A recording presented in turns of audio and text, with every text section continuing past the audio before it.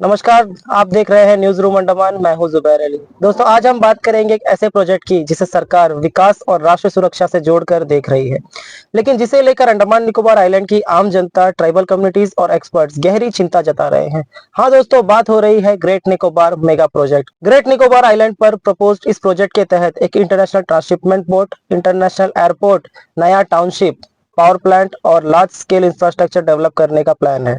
इस प्रोजेक्ट पर लगभग 72,000 से लेकर 81,000 करोड़ रुपए तक खर्च होने का एस्टिमेट है।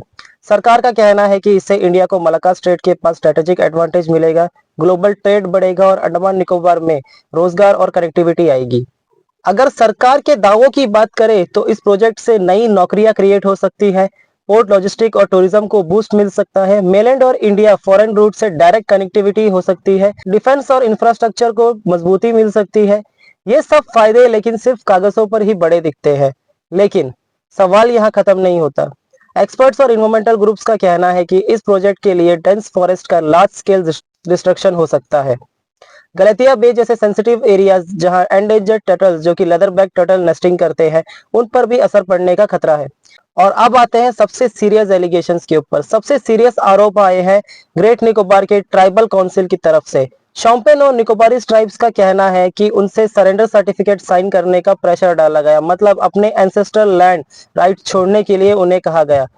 फॉरेस्ट राइट एक्ट के प्रॉपर प्रोसेस और कंसेंट को फॉलो नहीं किया गया। ट्राइबल कम्युनिटीज का कहना है कि डेवलपमेंट के नाम पर हमारी जमीन, जंगल और पहचान हमसे छीनी जा रही है।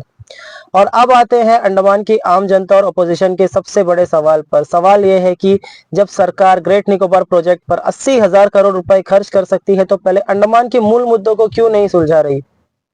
अगर ग्राउंड रियलिटी देखें तो आज भी अंडमान निकोबार आइलैंड में नेशनल हाईवे और रोड्स कई जगह खराब हालत में है। बारिश के दौरान लैंडस्लाइड्स और रोड ब्लॉक आम बात है। बिजली की सप्लाई अनस्टेबल है, फ्रीक्वेंट पावर कट्स होते रहते हैं। ड्रिंकिंग वाटर शॉर्टेज होता है, खासकर गर्मियों में।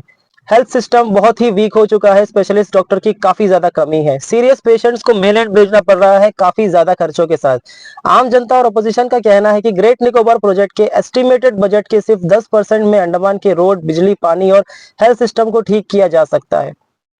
लोग डेवलपमेंट के खिलाफ नहीं, लेकिन उनका कहना है कि पहले एग्जिस्टिंग आइलैंडर्स की बेसिक नीड्स को पूरी होनी चाहिए। पहले इंफ्रास्ट्रक्चर, हेल्थ और जॉब रिजर्वेशन जैसे बेसिक डेवलपमेंट को प्रायोरिटी मिले, उसके बाद ही मेगा प्रोजेक्ट पर बात हो।